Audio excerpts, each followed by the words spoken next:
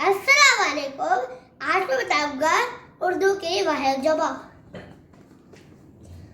पौधा पौधे, लड़का लड़की, बच्चा बच्ची, परिंदा परिंदे, किताब किताबें, कॉपी कॉपियाँ, दरवाजा दरवाजे, खिड़की खिड़कियाँ, दुकान दुकानें, झंडा झंडे, रास्ता रास्ते, खाला खाले, फंका फंके, तोता तोते, बिल्ली बिल्लियाँ, मक्खी मक्खियाँ, हवा हवाएं, आवाज आवाजें, गुब्बारा गुब्बारे, बाग बागात, दीवार दीवारें, घंटी घंटियाँ, छुट्टी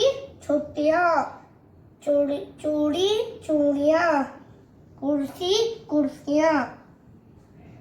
अब भी आप लाइक शेयर सब्सक्राइब नहीं करेंगे और बेल आइकन का बटन दबाना मत भूलिएगा।